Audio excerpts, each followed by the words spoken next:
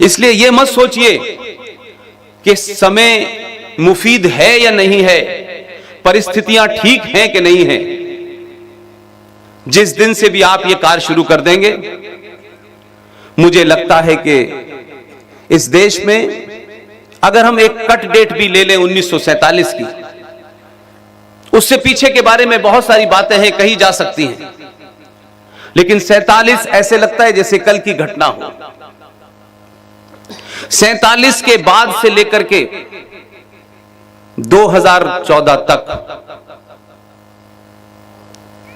इस देश के राजनीतिज्ञों ने, सत्ताधारियों ने, विचारधाराओं ने, पार्टियों ने इस राष्ट्र को बेच दिया। यह देश पहले भी चल रहा था और आज भी चल रहा है और चलता रहेगा, लेकिन राष्ट्र हर दिन मर रहा है। इसलिए हम जब ये समझते हैं कि देश और राष्ट्र जो है वो एक ही चीज है, इसलिए हमारी कल्पना में देश एक भूमि का टुकड़ा होता है, उस टुकड़े की रक्षा के लिए सेना बनाई जाती है, उस देश को चलाने के लिए एक सरकार होती है, एक व्यवस्था होती है, उसमें एक जुडिशरी होती है, उसमें पुलिस होती है, उसमें शिक्षा व्यवस्था होती है। ये देश के अंग हैं। लेकिन दुनिया की सबसे पुरानी सभ्यता के मानने वाले, पूरी दुनिया को ज्ञान देने वाला समाज आज सबसे ज्यादा अंधकार में है। इसलिए राजनीतिक लोगों ने क्या झूठ बोला, क्या सच बोला, उनसे मेरी कम शिकायत है कि राजनीतिक लोगों का चुनाव जीतना और सत्ता तक पहुंचना, इस मैथमेटिक्स से आगे उनका कोई काम होता नहीं है। लिहाजा राजनीतिक लोग नारे और नैरेटिव भी अपने स्वार्थ के हिसाब से बनाते हैं कि इस नारे से कितना फायदा होगा और यह नारा कब तक चलेगा। लेकिन मैं मानता हूं कि समाज जब नारा बनाता है, जब नैरेटिव क्रिएट करता है, तो वो अनंत काल तक चलता है। लिहाजा हम सरकारें बदलते हैं, व्यवस्था में कुछ थोड़ा बहुत बदलाव होता है, लेकिन कुल मिलाकर के ये देश कभी तेज गति से, कभी हल्की गति से चलता रहता है। लेकिन हमारी जो बड़ी समस्या है, जिस तरफ मैं आपका ध्यान चाहता हूं कि आखिर ये राष्ट्र है क्या। हम नेशन की बात करते हैं, तो नेशन और देश में, कंट्री में फर्क क्या है। तो जब आप इसको मिक्स कर देते हैं तो आपका यह अंदाजा आपको नहीं रह पाता कि कब हमने धीरे धीरे राष्ट्र को देश में बदल दिया और देश सरकार में बदल गई और सरकार को सब कुछ मान लिया कि सारे काम सरकार ही करेगी। लिहाजा आज 2014 से पहले जितने भी झूठ बोले गए हैं, राजनीतिक तौर पे, शिक्षा में, इतिहास में, एंटरटेनमेंट में, जब तक आप उनको सही करेक्ट नहीं करेंगे, उनकी परिभाषा सही नहीं करेंगे, आपके भविष्य में हमेशा चुनौती बनी रहेगी। सरकारें आएंगी, सरकारें जाएंगी, कुछ बदलेंगी, थोड़ा बहुत ऊपर नीचे कुछ होगा, लेकिन आमूल चूल परिवर्तन नहीं हो सकता जब तक समाज नहीं खड़ा होगा। इसलिए मुझे यह लगा कि हमारे देश में खासतौर से एक वर्ग है, उसे हमेशा पॉलिटिकली करेक्ट होने का शौक है। वो हमेशा नपा तोया बयान देगा कि तालियां बजें और हर आदमी यह कहे कि वहां कितनी बढ़िया बात की है। और ऐसे गीत बहुत गाए जाते हैं, हम बरसों से ये गीत सुन रहे हैं। गंगा जमुना तहजीब, हम सब भाई भाई हैं, मजहब नहीं सिखाता आपस में बैर रखना, हिंदी है हम वतन है हिंदुस्तान हमारा। ये तमाम वो नारे थे जो आपके शत्रु ने बनाए और आप उन शत्रुओं के नारों को अपने घर और परिवार में और देश में रोज चिल्ला चिल्ला करके गाते हैं। और आप तो मध्य प्रदेश के लोग हैं, आपके यहां तो बड़े शायर और कवि पैदा होते रहे हैं, लेकिन जरूरी नहीं है कि जो मंच पे खड़ा शायर जब शेर सुना रहा हो तो उस पर ताली बजानी चाहिए। अगर शेर समझ में नहीं आया तो कम से कम ताली मत बजाइए। यहां से 135 किलोमीटर दूर एक जगह है जिसे इंदौर कहते हैं। एक बहुत खूबसूरत शायर था, काफी थोड़े समय पहले अल्लाह को प्यारा हुआ।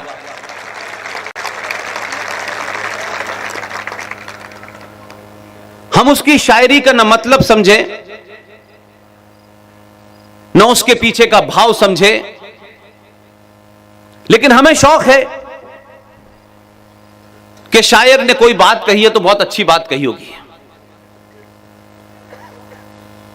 और इस गफलत में आप,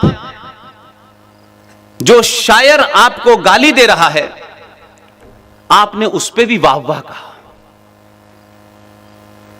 इसलिए यह शेर व शायरी का समय समाप्त हो गया है। देश में सरकार आपने बदली है, लेकिन मैं आपके सामने ईमानदारी से यह कह रहा हूं कि जितनी भी लगातार मैं सभाएं करता हूं, जहां भी जाता हूं, आज की सभा को देख के मुझे ऐसा लगता है कि ये जो बदलाव है, जब भारतीय समाज आराम से सोने का समय हो तब मुझे सुनने आए, तो समझ लीजिए कि इस देश में शाहीन बाग क्यों पैदा हो रहे हैं।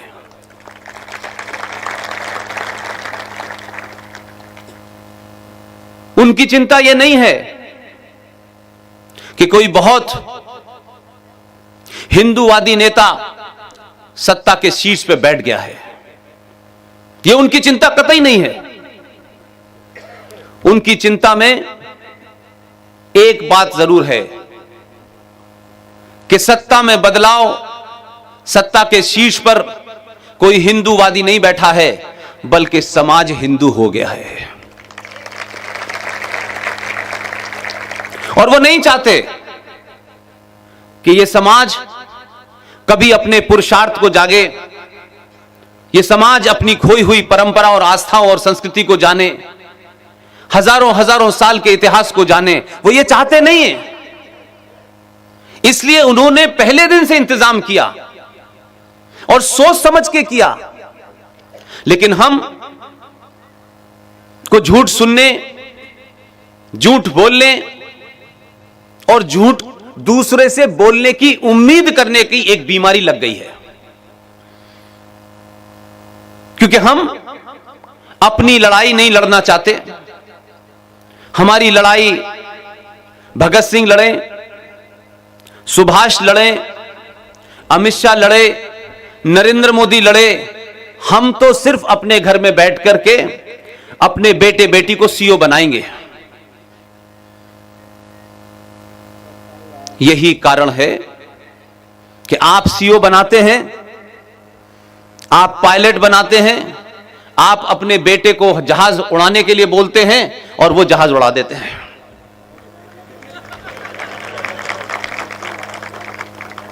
तो देश सुरक्षित है। भारतीय समाज को देश की चिंता नहीं करनी चाहिए। देश की चिंता के लिए आपने सरकार चुनी है और सरकार की जो जिम्मेदारियां हैं, मैं समझता हूं कि 25 साल के अपने कैरियर में सरकार अपना काम वो कर रही है जो उसे करना चाहिए। मेरा सारा संवाद सरकार के फैसलों पे नहीं है। सरकार ने आज ये किया, वो क्यों नहीं किया, आज इसके दाम बढ़ गए, उसके दाम घट गए, ये मेरे किसी विचार का हिस्सा नहीं है। इसलिए जब 370 की बात हुई, आर्टिकल 35A की बात हुई, तो आप ये जाने कि आर्टिकल 35A और 370 किसी पार्टी के मैनिफेस्टो का हिस्सा हो सकता है। आर्टिकल 35A और 370 वो कोई देश का मामला नहीं था, वो धारा देश के कारण नहीं लगी थी, वो उस राष्ट्र को समाप्त करने का एक एजेंडा था जो 1947 में हुआ, और 1954 में आर्टिकल 35A को गैर कानूनी तरीके से भारत के संविधान में जोड़ा गया। और इतना स्लो एजेंडा था कि आपको सिर्फ यह लगता है कि 370 हट गई तो जम्मू कश्मीर में भारत के लोग जाके बस सकते हैं। ऐसा नहीं था। 370 धारा नहीं थी। 370 इस देश के दो टुकड़े होने के बाद भारत की धरती पर भारत के संविधान के होते हुए, संसद के होते हुए, न्यायपालिका के होते हुए एक राज इस्लामिक स्टेट बन गया था। उस इस्लामिक स्टेट को इन धाराओं ने और मजबूत किया। मैं नहीं जानता कि आप में से कितने लोग इस्लाम के बारे में जानते हैं, कुरान के बारे में जानते हैं। पूरी दुनिया ने कुरान का इलाज ढूंढ लिया है। चाइना ने ढूंढ लिया, फ्रांस ने ढूंढ लिया, लेकिन पूरा यूरोप आज भी, आप विदेशी अखबार पढ़ें, आज भी पूरा यूरोप कहता है कि इस्लामिक आतंकवाद से दुनिया में अगर कोई एक देश लड़ सकता है तो उसका नाम भारत है।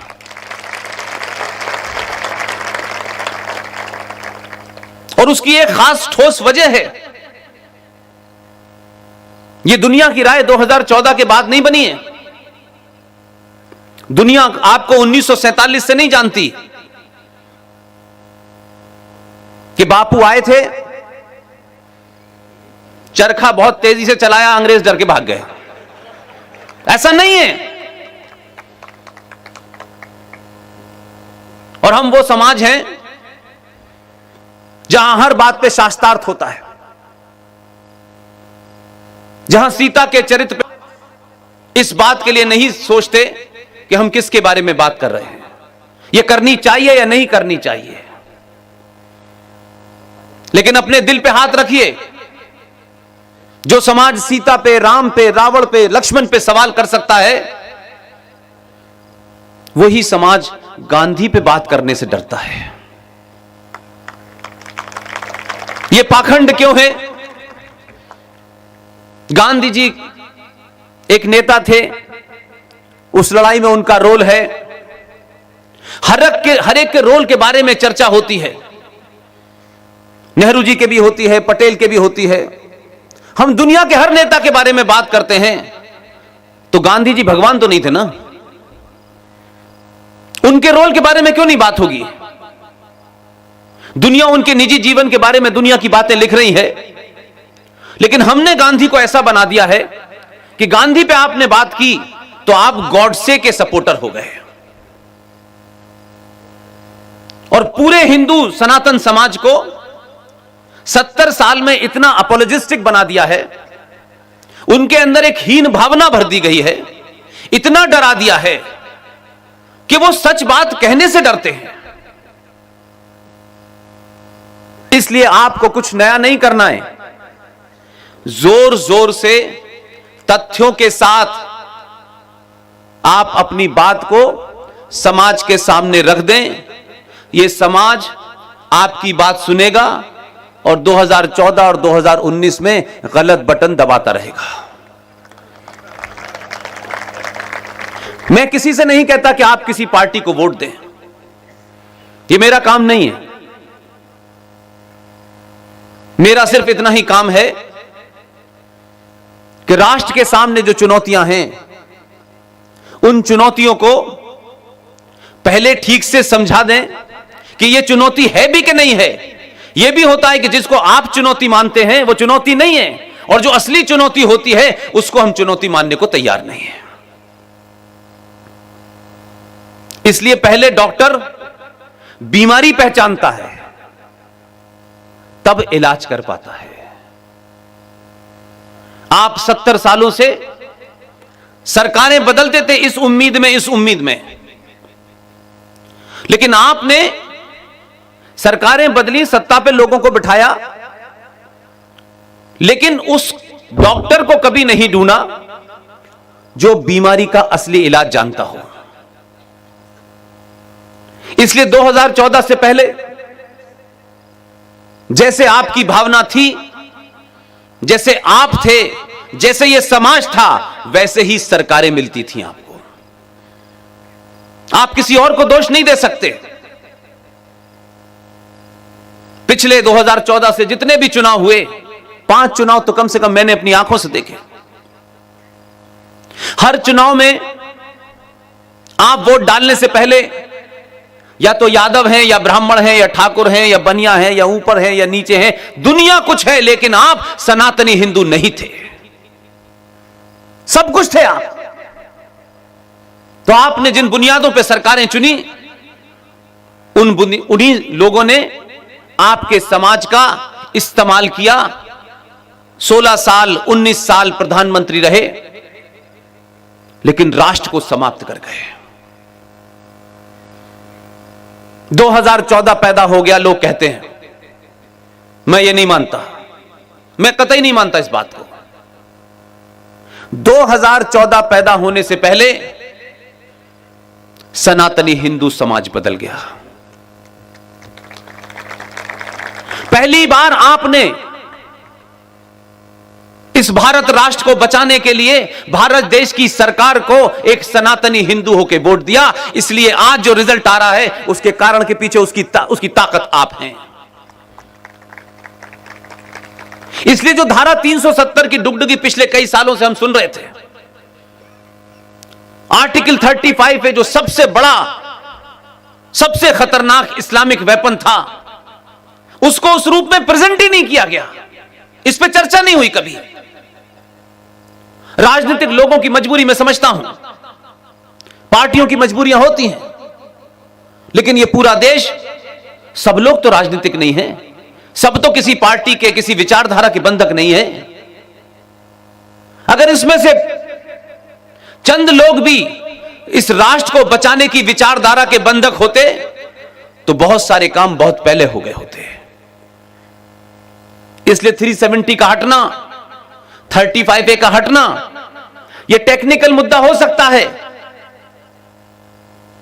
जो लोग कुरान मजीद को जानते हैं, जो उनकी हदीस है बुखारी शरीफ, जिन्होंने भी वो पढ़ी है, उसमें एक फलसफा है, उसमें एक फिलॉसफी है। वो फिलॉसफी ये कहती है कि कोई एक पवित्र पैगंबर आएगा जिसकी देख रेख में गजवाए हिंद की लड़ाई होगी। इस गजवाए हिंद का जिक्र हदीस में मिलता है, और वो हदीस जो मुसलमानों में सर्वमान्य है।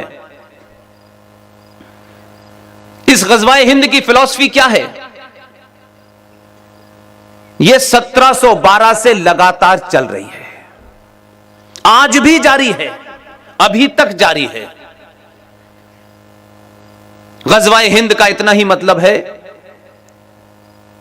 कि इस भारत राष्ट्र के कोने कोने में, इस भारत राष्ट्र की तमाम आस्थाओं और परंपराओं और सरोकारों में जब तक इस्लामिक झंडा नहीं फहर जाता, इस्लाम की हुकूमत नाफिज नहीं हो जाती, तब तक यह युद्ध जारी रहेगा। तो यह इस्लाम का जो पूरा आतंकवाद के माध्यम से खेल था। तो आप सुनते थे कोयंबटूर में बम धमाका हो गया, आप बनारस के हनुमान मंदिर में धमाका हो गया, दिल्ली के हाई कोर्ट में हो गया, दीगर के इस देश के कोई कोना ऐसा नहीं है जहां आतंकवादी हमला ना हुआ हो। तो ये किस लिए हो रहे थे? कौन लोग थे? कहां से आ रहे थे? और कौन इस देश में उनका स्लीपर सेल का काम कर रहा था? मैं इस बात को जब अपने कॉलेज डेज में था तब से जानता हूं। तो 370 का हटना किसी धारा का हटना नहीं है। 370 का हटना भारत में गजवाए हिंद लाने वाले मंसूबों को हमेशा के लिए बंद कर देना है, क्योंकि जितने भी रूट्स आए वो उसी जम्मू के माध्यम से लोग देश भर में फैले। तो धारा 370 हटने के बाद कुछ टेक्निकल चीजें ऊपर नीचे हुई होंगी, मेरा उसमें कोई बहुत इंटरेस्ट नहीं है, लेकिन जिस दिन से धारा 370 हटी है, गजवाए हिंद वाले बड़े मायूस हैं। और अब उन्होंने अपनी रणनीति भारत के हिसाब से बदली है। लिहाजा पूरी दुनिया में भारत की छवि को धूमिल करो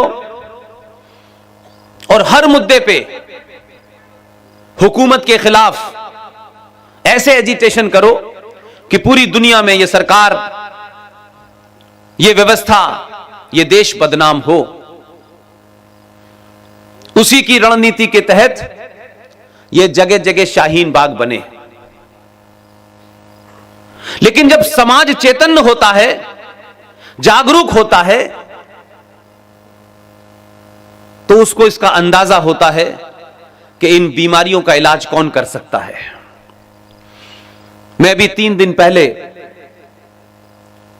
बड़ौदा में था, फिर मुझे भरूच भी जाना था। भरूच जब गया था तब मुनीम जी जिंदा थे, इस बार गया तो उनका देहांत हो चुका था। एक कांग्रेस के मुनीम थे। मैं तब भी कहता हूं और आज भी कहता हूं, गुजरात के लोगों का पूरे देश को बड़ा धन्यवाद करना चाहिए और दिल खोल के करना चाहिए, इसमें दिल छोटा नहीं करना चाहिए।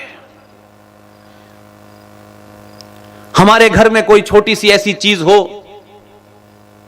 बहुत काम की हो, बहुत अनोखी हो, हम उसे एक दिन के लिए पड़ोसी को भी नहीं देते, बड़ा संभाल के रखते हैं। गुजरातियों ने 1947 में जो गलती की थी, 2014 में उसका प्रायश्चित कर लिया।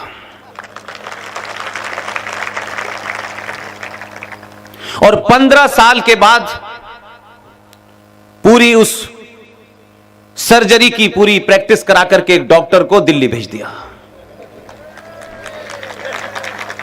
आसान नहीं होता है, कोई भेजता नहीं है। आपसे भी कोई शिवराज सिंह को मांगेगा तो आसानी से देंगे नहीं आप। ये बात अलग है कि शिवराज सिंह जी उत्तर प्रदेश का उन पर असर आ रहा है आजकल।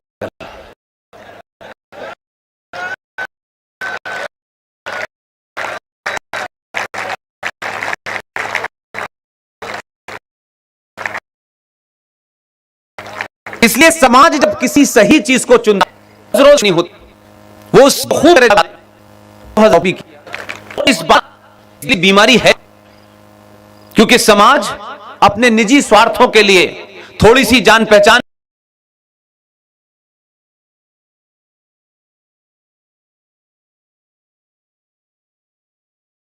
के लिए रफीक भाई की सेवैयां खाने के चक्कर में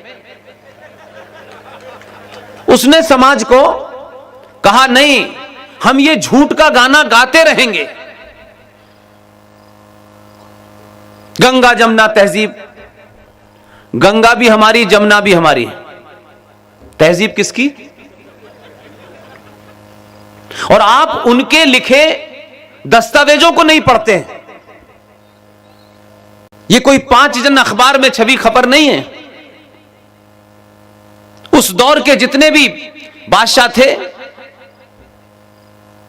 आप उनसे पूछें, जिस गंगा जमुना तहजीब का ये जो इलाका है, अवध का, आगरा का, उस शाहजहां से पूछें जिसकी बिल्डिंग को देखने के लिए हिंदुस्तान का आदमी जाता है। जब आगरा में सबसे बड़ा सूखा पड़ा था और शाहजहां था,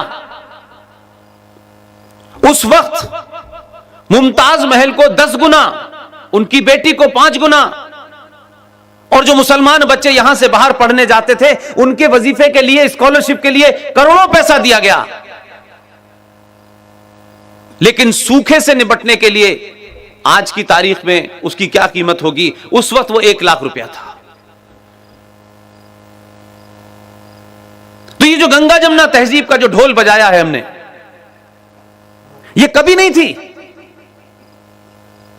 ये भारत के सनातनी समाज को कभी भी आप अपनी रूट्स की तरफ न लौट पाए, उसका इंतजाम किया गया।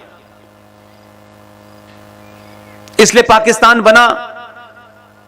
मोहम्मद अली जिन्ना के बारे में इसलिए प्रचार किया गया कि जितना यह समाज मोहम्मद अली जिन्ना को गाली देगा, उसे पाकिस्तान का क्रिएटर बताएगा, पाकिस्तान बनवाने के लिए उसका नाम जितना लेगा, उस चादर में हजारों जिन्ना इस देश के अंदर रह गए। 1946 का चुनाव, उसके रिजल्ट ये हमें नहीं पता, और आज सब कुछ ऐसी चीज है जो अवेलेबल है। 1946 का चुनाव, उसका रिजल्ट देखें। उस वक्त जो पूरी देश भर में नेशनल असेंबली थी, उनकी कुल गिनती 1585 थी। उस 1585 सीटों में से 492 सीटें मुसलमानों के लिए रिजर्व थी। 1946 का मुस्लिम लीग का जो नारा था, हर कीमत पे लेंगे पाकिस्तान, मर मर के लेंगे पाकिस्तान। 1946 में देश बटा नहीं था। 492 में से 429 सीटें मुस्लिम लीग ने जीती। और उसी दौर में जब ये राग चल रहा था, तभी 16 अगस्त 1946 को मुस्लिम लीग के नेताओं ने खुल्लम खुल्ला यह कहा कि हमारी पाकिस्तान की मांग को नहीं माना गया तो हम देश भर में डायरेक्ट एक्शन करेंगे। यूनाइटेड बंगाल का चीफ मिनिस्टर सैयद सौराब वर्दी, उसने अपने प्रदेश की पुलिस को 2 दिन 3 दिन की छुट्टी दी। एक ऑर्गेनाइज तरीके से मुस्लिम लीग ने डायरेक्ट एक्शन किया। बंगाल में 11,000 हिंदुओं को 3 दिन में उनका शरीर से सर अलग कर दिया। लाशें उस सड़कों पे, रेलवे स्टेशन, बसों के स्टैंड पे पड़ी हुई थी। और मात्र 1 साल के बाद पाकिस्तान बन गया। उन्होंने अपने एजेंडे को कभी छुपाया नहीं, लेकिन आपके लालच ने, आपके स्वार्थ ने उनके इस एजेंडे को छुपाने की पूरी कोशिश की और मदद की आपने। आज आप उसी का परिणाम भुगत रहे हैं। इसलिए हमने सही लोगों को सही समय पे चिल्लाने की कोशिश नहीं की। हम किस लालच में, किस स्वार्थ में, जब हमें चिल्लाना चाहिए था तब हम चिल्लाए नहीं। जोर से चिल्लाना चाहिए था।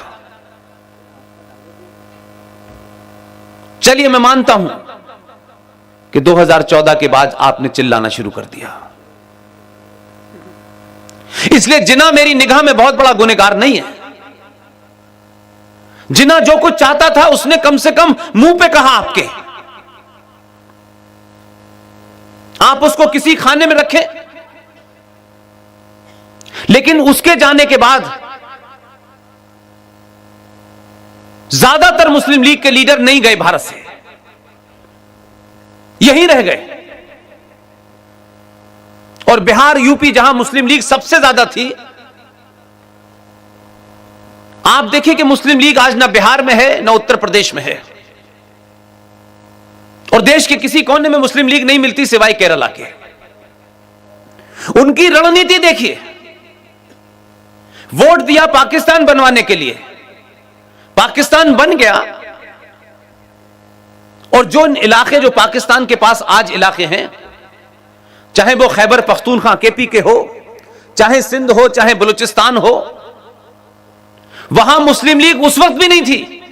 1946 में मुस्लिम लीग नाम की चीज वहां थी नहीं।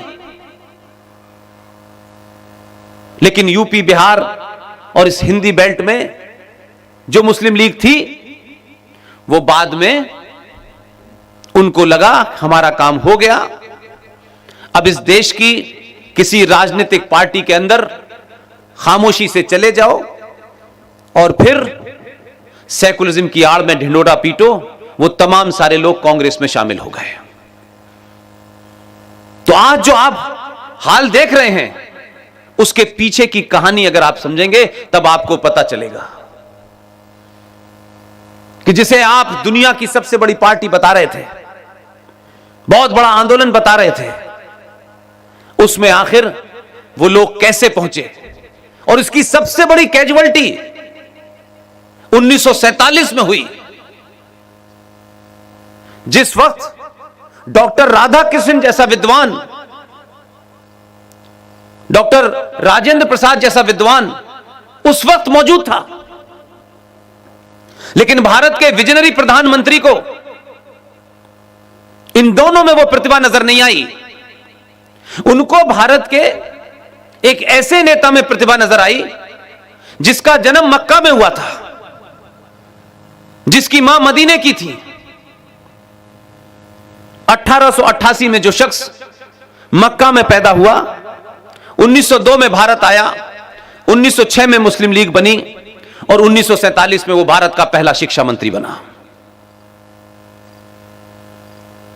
न स्कूल गया, न कॉलेज गया, न विश्वविद्यालय गया, लेकिन जिस वक्त राष्ट्र निर्माण होना चाहिए था, उन ताकतों को बिठाना चाहिए था, तब मौलाना अबुल कलाम जैसा फ्रॉड भारत का पहला शिक्षा मंत्री लगातार 47 से 58 तक रहा, क्योंकि 58 में उनका इंतकाल हो गया।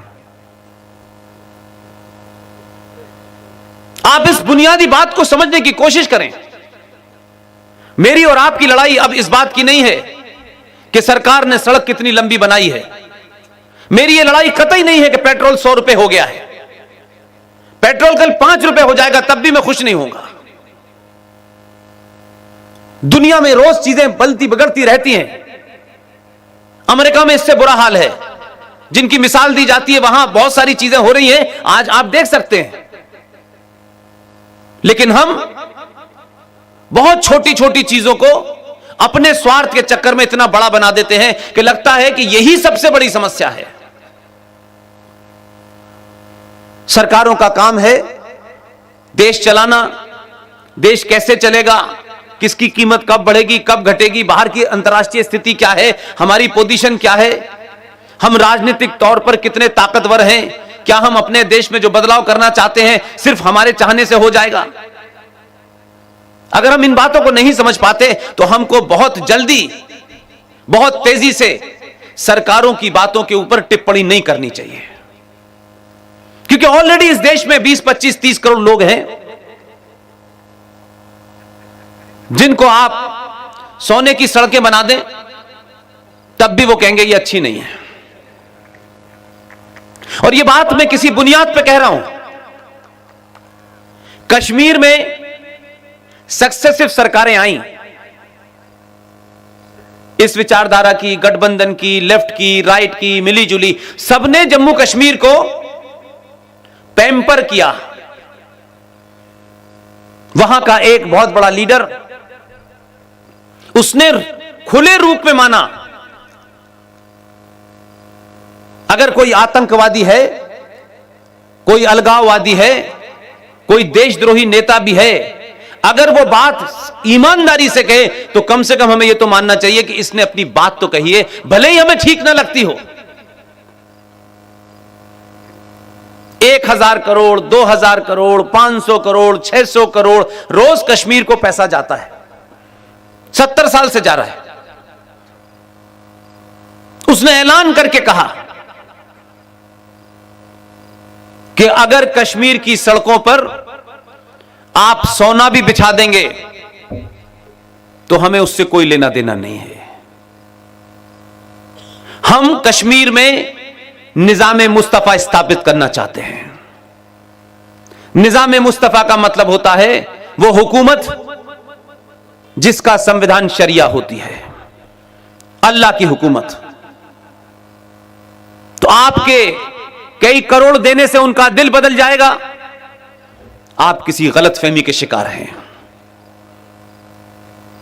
1400 साल से जो फलसफा चला था, जो लोग ऊंट की पीठ पे खड़े होकर के खजूर तोड़ रहे थे, उस फलसफे को जब तक आप नहीं समझेंगे, आप इस बीमारी से, हो सकता है कुछ कुछ वक्त के लिए आपको लगे कि ये ठीक हो गया है, ये ऐसा हो गया है, ये नहीं हो सकता। ये विचार नहीं है, ये उस किताब की फिलॉसफी है। तो चाहे कितना भी कोई मॉडर्न हो, कितना भी कोई लिबरल हो, वो उस फिलॉसफी से इधर उधर नहीं हो सकता। तो इसको यह मत मानिए कि कुछ लोग खामोश हैं तो वो सुधर गए हैं। वो समय का इंतजार कर रहे हैं, वो किसी के जाने का इंतजार कर रहे हैं। इसलिए 1400 साल से उनकी फिलॉसफी नहीं बदली है। वो इंग्लैंड में क्या कर रहे हैं, वो फ्रांस में क्या कर रहे हैं, जर्मनी में क्या कर रहे हैं। लिहाजा हमें यह गलतफहमी नहीं होनी चाहिए कि वो सिलसिला रुक गया है। इसलिए मैं आपके सामने 2-3 चीजें रखना चाहता हूं। 370 हट गई है, आपको खुशी हो सकती है। मेरी पैदाइश ऐसी जगह की है कि मुझे आसानी से बहुत खुशी होती नहीं है। लिहाजा मैं मानता हूं कि जो जघन्य, ये जो पूरा मैदान, ये जो अंजड़ में इतनी आजादी के साथ आप बैठे हैं, ये आजादी कितने दिन तक रहने वाली है, मेरी चिंता का विषय यह है। इतने ही बार विषय है। और मैं अपनी जब बात को रखूं और आपकी समझ में आ जाए तो इसका इलाज ढूंढिएगा। इसका इलाज सरकार नहीं ढूंढेगी, इसका इलाज समाज को ढूंढना है। सरकार की बाध्यताएं हैं, संविधान है, शपथ है, प्रियम्बल है, ये कर सकते हैं, ये नहीं कर सकते, ये ऐसे होगा, ये वैसे होगा, उसकी बड़ी सारी धाराएं लगी हुई हैं, उसमें बहुत सारी सीमाएं हैं। लेकिन मेरी और आपकी कोई सीमा नहीं है। मुझे किसी को जवाब नहीं देना, न पार्टी को, न पार्टी हाईकमान को, न सरकार को। मैं अगर जवाब दे हूं तो सिर्फ भारतीय सनातनी हिंदू समाज के प्रति। मुझे किसी और की चिंता नहीं है। उनकी चिंता करने के लिए बहुत लोग हैं। इसलिए हम घर घर में देखते हैं, 2 भाइयों में देखते हैं, रोज अखबारों से ये खबरें भरी रहती हैं। एक भाई की जमीन 2 भाइयों के बीच में जरा सी जमीन के बंटवारे के लिए 10 गज जमीन के लिए हत्याएं हो जाती हैं। ये 100 गज मेरी है, ये 500 गज मेरी है। लेकिन लार्जर पिक्चर आपको बताता हूं तो इसको जरूर मनन कीजिएगा। और आज के दौर में संचार क्रांति में सब कुछ आपके पास है। मैं कोई तथ्य रखूं, आप उसको अभी क्रॉस चेक कर सकते हैं, घर जाके कर सकते हैं। यह जमीन आपके पास नहीं है।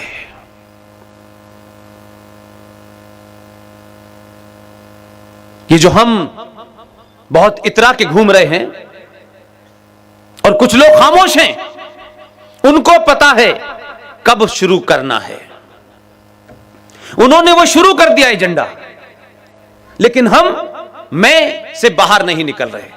मेरा घर सुरक्षित है, मेरे पड़ोस में हत्या हो जाती है तो मुझे क्या फर्क पड़ता है। अगर 35 में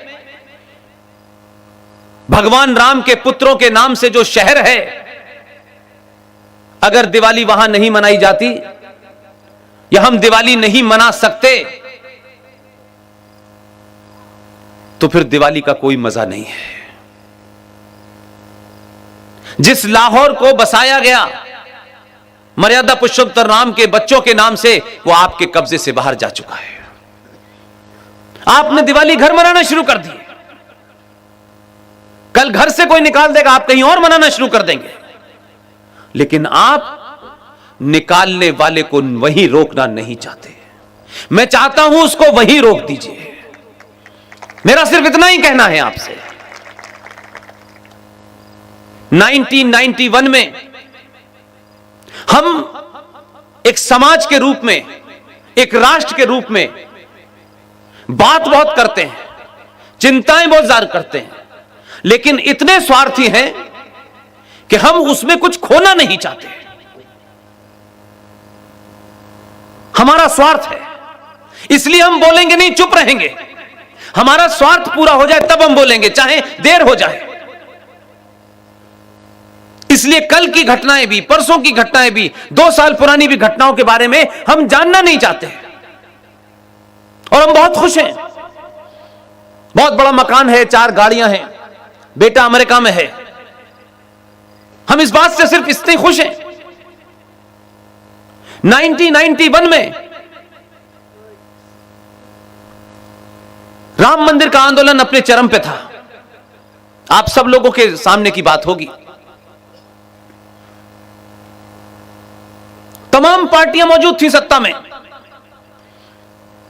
संसद के अंदर एक जघन्य अपराध हुआ। बहुत सारे राष्ट्रवादी मूक दर्शक बने बैठे रहे। इसलिए जब यह बात कहो तो लोगों को लगता है किसी खास के खिलाफ हैं। मैंने बार बार कहा, मैं किसी के भी खिलाफ हो सकता हूं, सिर्फ राष्ट्र के खिलाफ नहीं हो सकता। इसलिए मेरी चिंता का विषय दूसरा है। 1991 में भारत की पार्लियामेंट में एक इल्लीगल काम हुआ, एक फ्रॉड हुआ। किसी ने उसको चैलेंज नहीं किया क्योंकि सबके स्वार्थ थे। नरसिम्हा राव की सरकार ने बहुत सोच समझ के एक गाजर पकड़ा दिया आपको कि इसे आप खाते रहिए,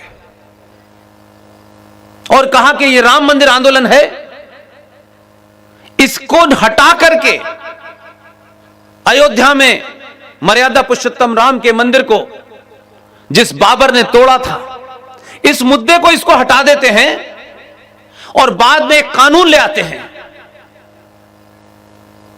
या तो वो विजनलेस लोग थे या तत्कालिक स्वार्थ के लिए चुप थे, लेकिन उनकी चुप्पी ने इस राष्ट्र को घुटनों के बल टिकवा दिया है। एक सरकार के दबाव में 1991 में भारत की पार्लियामेंट में एक कानून बना। उस कानून का नाम था प्लेसेस ऑफ वर्शिप एक्ट 1991।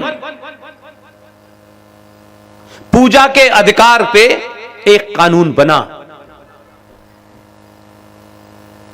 वो कानून क्या है कि 15 अगस्त 1947 को, उस दिन तक जितने हजारों, जो भारत का रिकॉर्ड है, जो आर्काइव में मिलता है, 30,000 से ज्यादा मंदिर, उनको या तो चर्च में या मस्जिदों में कन्वर्ट कर दिया गया। और कानून बना के 15 अगस्त 1947 को जो इनका स्टेटस है, ये स्टेटस बना रहेगा। कोई, किसी ने ये नहीं पूछा कि भाई ये कैसा कानून हो सकता है कि जिस आदमी ने मेरा घर लूटा, जिसने मुझे बेघर कर दिया, मेरे घर पे कब्जा कर लिया, और भारत की पार्लियामेंट ये कहे कि अब ये कब्जा जो है आज से लीगलाइज होता है, इसकी यथास्थिति बनी रहेगी, आप कोई दूसरा मकान ढूंढ लीजिए। और दबाव देखिए कि जितने मंदिर तोड़े वो सारे रिकॉर्ड पर हैं। और आपकी आस्था के केंद्र थे। हजारों मंदिर, उनको आप जीवन भर देखें, आपकी आने वाली नस्लें देखें कि कैसे बाबा विश्वनाथ की धरती पर एक नंदी, जो भारत के संविधान के पेज नंबर 3 पे छपा हुआ है, उस नंदी को जब आप बनारस जाते हैं तो आप गौर से जरा 5 मिनट तक उसकी आंखों में देखिए। आस्थावान लोग हैं, धार्मिक लोग हैं आप लोग। जिस नंदी के आगे भगवान शिव बाबा विश्वनाथ की शक्ल में थे, वहां अब मुसलमानों के जितने भी रूलर थे, उन्होंने बाबा विश्वनाथ को हटा करके मस्जिद नुमा एक कचरे को रख दिया है। हम जाते हैं, जल चढ़ाते हैं, हमारे मंदिर कोई रातों रात नहीं बनते, किसी की मूर्ति कहीं लगा दी जाए ऐसा नहीं होता। ये जो पूरी साइंस है मंदिरों की, इसको हमें समझाया नहीं गया। जो काम हमारे संतों का, महंतों का था कि क्यों आखिर हम नंदी को यहां बनाते हैं और क्यों ये शिव का मंदिर यहां है, क्यों आपके यहां उज्जैन में महाकाल है। जल चढ़ाने के साथ साथ अगर आप ये पता करते तो शायद आप 1991 के उस काले कानून के खिलाफ सड़कों पे निकल के आते हैं। ये कुछ मंदिरों के पोजेशन का मामला नहीं था, यह आपकी आस्था के केंद्र को आने वाली नस्लों को पता चले कि मुगलों ने इनको लूटा था, तुम्हारी माओ बहनों को लूटा था, तुम्हारे मंदिरों को तोड़ा था। तुम जब भी गुजरो हर बार देखो, हमारी संसद ने उसे लीगलाइज कर दिया। मुझे खुशी है कि हमारी टीम के कुछ सदस्यों ने इसको 6 महीने पहले चैलेंज किया कोर्ट में, और यही तर्क रखा कि क्या भारत की पार्लियामेंट किसी लुटेरे के, किसी बलात्कारी के काम को लीगलाइज करने के लिए बनी है। सुप्रीम कोर्ट ने कल दोपहर 11 बजे केंद्र सरकार को नोटिस जारी करके कहा है कि इस कानून के बारे में जवाब दें।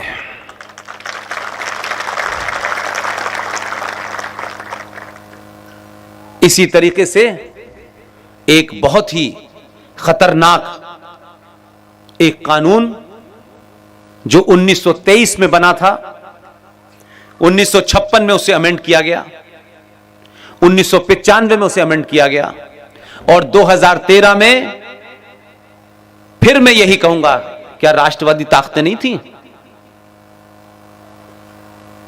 क्या राष्ट्रवादी लोग पार्लियामेंट में नहीं थे?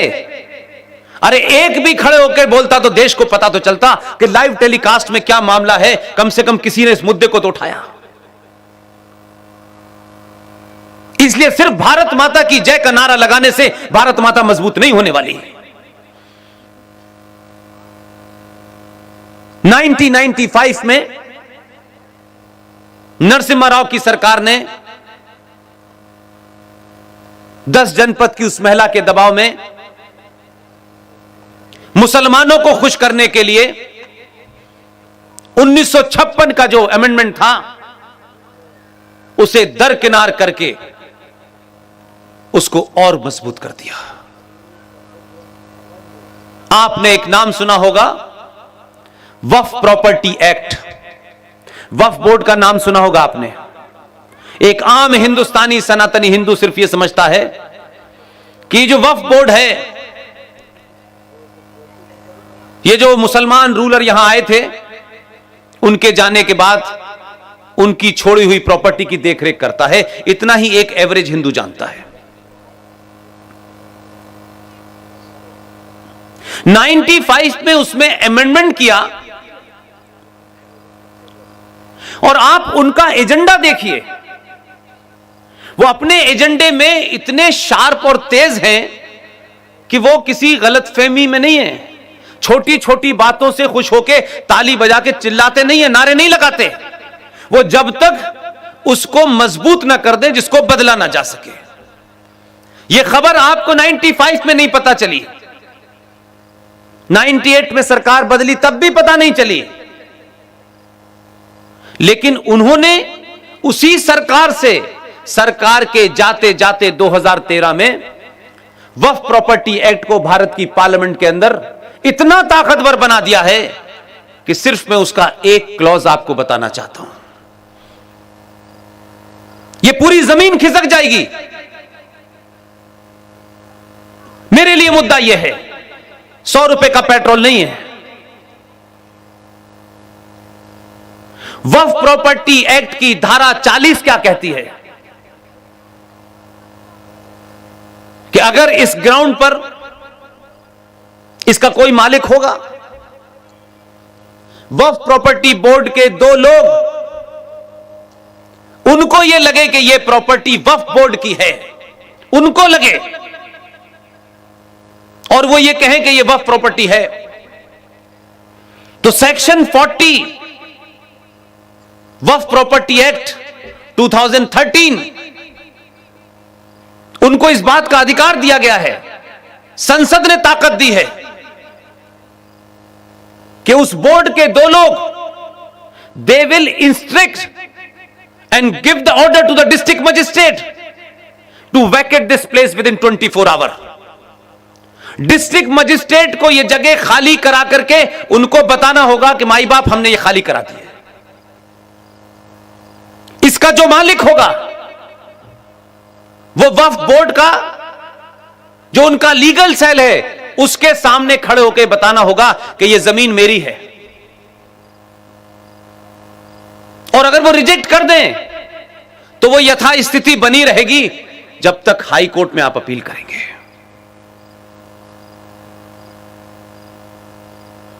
गज गज की जमीन पे मत लड़िए। आज कई किस्म के जिहादों की बात होती है, आपके मुख्यमंत्री भी बड़ी जोर जोर से हिलने लगते हैं, वो भी लव जिहाद पे कानून बना रहे हैं। कानून उस समाज में बनते हैं जो सभ्य समाज होता है, जो कानून की इज्जत करता है। लेकिन जब देश को भीड़ तंत्र चलाता हो, कानून की धज्जियां उड़ा करके सुप्रीम कोर्ट बौनी नजर आती हो, पुलिस बौनी नजर आती हो, तो फिर उस देश में कानून सिर्फ एक तरफा होता है। लिहाजा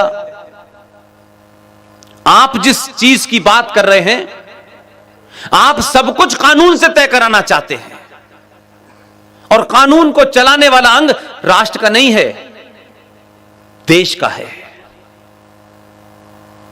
इसलिए आपकी बात नहीं सुनी जाती,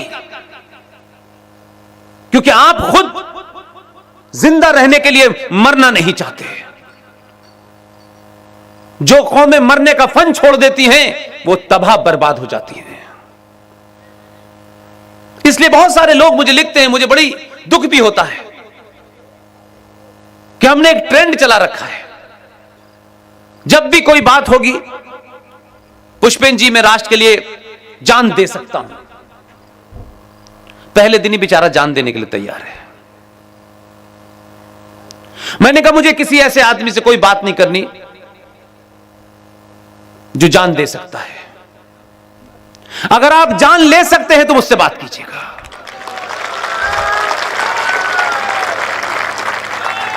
और ये जान किसी की सड़क पे किसी मासूम की हत्या करके नहीं चाहता मैं। इस राष्ट्र को बचाते बचाते आप मारे जाएं, वो मेरे लिए इंपॉर्टेंट है। लिहाजा आज भारत की धरती का जो लेखा जोखा है, इस पूरी जमीन पे सबसे बड़ा कब्जा रेलवे का है। नंबर 2 पे डिफेंस के पास है जमीन। और मैं कोई बात आपसे आपको परेशान करने के लिए नहीं करना चाहता। मैं परेशान चाहता हूं आप हो, वो उथल पुथल आपके अंदर पैदा हो जिस कारण से आप इस छोटे से शहर में इतनी बड़ी तादाद में राष्ट्र के सामने चुनौतियों पे सुनने आए हैं। यह बताता है कि आपके अंदर एक हलचल है, आप परेशान हैं, उसका हल ढूंढना चाहते हैं। नहीं, आजकल तो कोई 3 घंटे की फिल्म भी नहीं देख पाता। इसलिए जो तीसरे नंबर पर भारत की जमीन पे आधिकारिक कब्जा है वो वक्फ बोर्ड का है।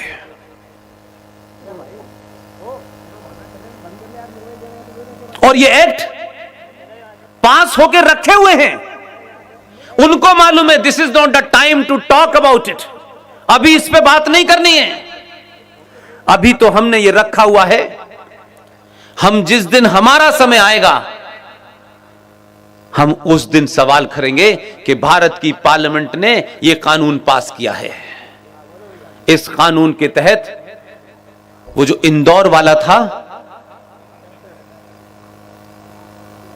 मैं सीरियस बात कह रहा हूं, उनसे मेरी कोई जाती लड़ाई नहीं है। वो एक बात को धीरे से कह रहा था, आपको इनडायरेक्टली समझा रहा था, लेकिन सनातनी हिंदू समाज उस पे तालियां बजाता था। मैं बहुत बार सोचता हूं, एक साधारण परिवार में पैदा हुआ, सब लोग जिंदगी में अपनी नौकरी वोकरी करने आते हैं। मैंने भी दिल्ली में नौकरी की, अच्छी बुरी छोटी बड़ी। क्या वजह हुई कि सब कुछ ठीक ठाक होने के बाद मुझे लगा कि अगर मैंने ये बात, ये सच्चाई तथ्यों के साथ अगर नहीं रखी, आज भी नहीं बोला, तो मैं शायद जाने के बाद भी इस बोझ से मर जाऊंगा। इसलिए तय किया कि कम से कम सच बात को सही तरीके से तथ्यों के साथ, रेफरेंस के साथ, डेट के साथ इस समाज को बता जाओ, क्योंकि ये जो संचार क्रांति हुई है पूरी दुनिया में, मैं मानता हूं, अपने समाज को जानता हूं, इसलिए कह रहा हूं, ये जो डिजिटल मीडिया की आज जो संचार क्रांति हुई है, अगर इसको सही मायनों में आप देखें, जिसने भी इसको ईजाद किया है सिर्फ सनातनी हिंदू के लिए हुई है। यह समाज इतना चुप था कि अपने मन की बात भी 2014 के बाद कह पा रहा है। अपने मन की बात नहीं कह पाता था, सिर्फ दूसरों की सुनता था। दूसरे किस बात से खुश होंगे, किस बात से नहीं खुश होंगे, यही हमारे मूल में था। अरे हम कब खुश होंगे इसकी चिंता कब किसी को है कि नहीं। लिहाजा 2021 के भारत में मैं सबसे कहता हूं, कौन नाराज होगा, कौन आपसे बातचीत करना बंद कर देगा, आपकी किससे दोस्ती टूटेगी, यह महत्वपूर्ण नहीं है। आपने दूसरों के लिए अपने देश की धरती के टुकड़े किए, जो धरती आपके पास थी उसकी भी हालत खराब कर दी। 2021 के भारत में अब जिसको नाराज होना है वो हो जाए, और पूरी दुनिया इस बात की चिंता करे कि सनातनी हिंदू जिसमें खुश होगा वही बात है, जो नहीं होगा वो हमारा नहीं होगा। हम किसी को खुश करने के लिए कुछ नहीं करेंगे। ये खुश करने की, ठोड़ियों में हाथ डालने की बीमारी अब हमारे पास नहीं होनी चाहिए। हमारी खुशी की चिंता करो। हम 1712 से लगातार दुनिया को खुश करने के लिए हमने सब कुछ दांव पे लगा दिया है। अपनी पहचान, अपनी संस्कृति, अपने चिन्ह कि तिलक लगाने से अजीज भाई नाराज होते हो तो अभी हो जाए। मुझे कोई चिंता नहीं है उनकी। उनकी चिंता करते करते सनातनी हिंदू समाज की चिता जल गई है। मैं मानता हूं, सच बोलिए, पूरी जोर से बोलिए, और कौन नाराज होगा इसकी चिंता मत कीजिए। हमारे जितने आइकॉन थे उनके बारे में जिस तरीके की परिभाषा की गई है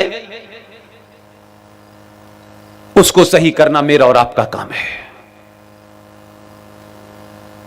अभी कहा गया, भारत के बारे में बताया गया कि भारत सिर्फ माता है, हम भारत को माता मानते हैं, लेकिन पड़ोसी नहीं मानता।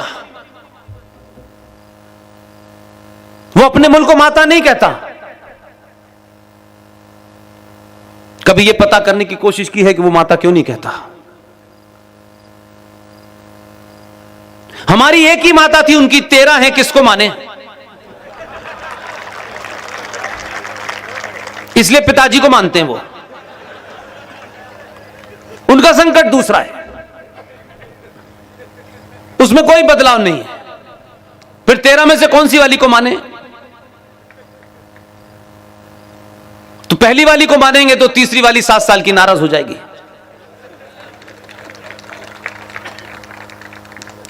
मेरा सिर्फ आप सबसे निवेदन है कि जो चुनौतियां हैं उसको सीधे तौर पर समाज को कन्फ्रंट करना पड़ेगा। कोई एमपी, कोई सरकार, कोई पार्टी कन्फ्रंट नहीं करेगी। हजारों कानून आपने बनवाए इस देश में, क्या कानून से यह देश चल रहा है? अगर कानून से चल रहा होता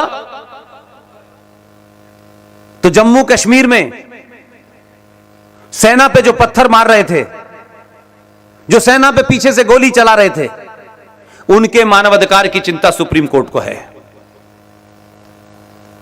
लेकिन दिल्ली से 40 किलोमीटर दूर कोई एक साधु या संत, वो अच्छा था बुरा था इसमें मेरा कोई रुचि नहीं है, उसके आश्रम खाली कराने का आदेश हुआ कि यह आश्रम खाली कराओ। उस आश्रम के अंदर लोगों के हाथ में डंडे तक नहीं थे। लोकतंत्र में पुलिस के सामने उन्होंने रोकने की पुलिस को कोशिश की। न पत्थर थे, न डंडा था, न बंदूक थी। दिल्ली से 40 किलोमीटर दूर एसपी सिटी आदेश देता है शूट एट साइड का। 35 लोगों को गोली से मार दिया जाता है। सुप्रीम कोर्ट को वहां मानवाधिकार की चिंता नहीं होती। इसलिए कि आप इस देश की व्यवस्था में बैठे हुए गद्दारों को कभी सरेआम शेम नहीं करते। एक कमजोर समाज गिनती में कितनी भी ताकतवर हो, अगर वो डरपोक है, कायर है, लालची है, तो सत्ताएं उसकी आस्थाओं के अंदर किस तरीके से एंटर करती हैं, इसका जीता जागता एक ही उदाहरण है कि शबरीमला,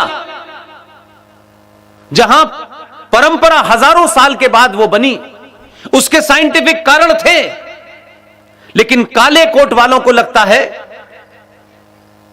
कि उन्हें राफेल का भी ज्ञान है, उन्हें महाकाल में पानी कितना चढ़ता है इसका भी ज्ञान है, दही हांडी की लंबाई का भी ज्ञान है, और सबरीमला के अंदर महिलाओं को कब जाना चाहिए, कब नहीं जाना चाहिए, वहां जेंडर जस्टिस होना चाहिए, इसका भी ज्ञान है।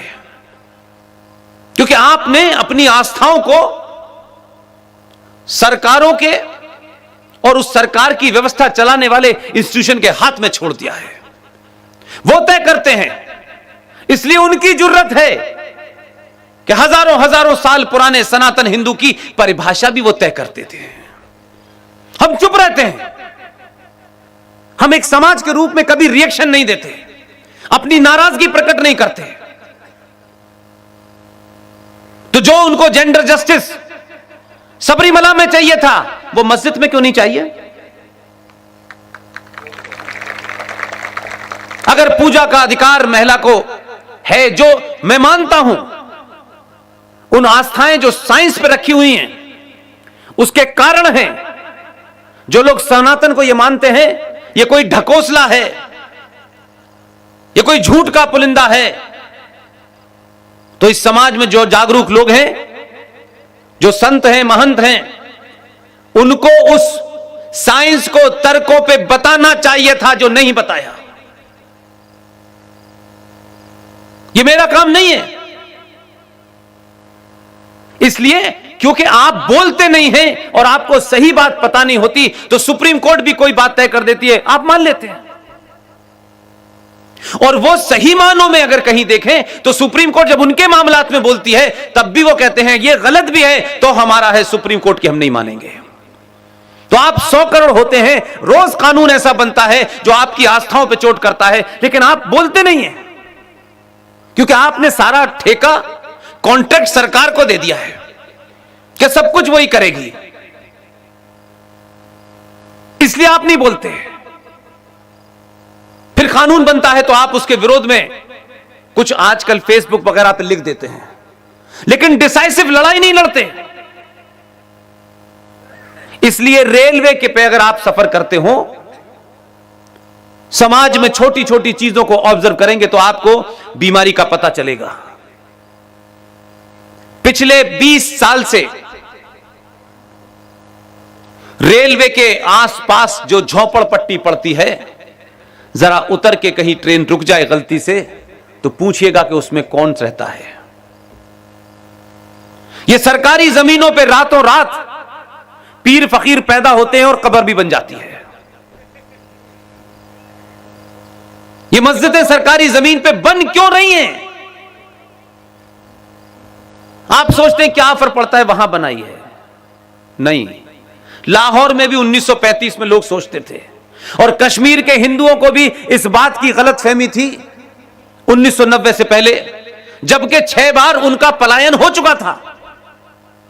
वो भी यही मानते थे, नहीं नहीं कश्मीरियत, इंसानियत और जमहूरियत। 19 जनवरी 1990 के बाद कश्मीरी हिंदुओं को पता चला इंसानियत का मतलब क्या होता है। जब तक आप तबाह ना हो जाएं तब तक आप चेतते नहीं हैं।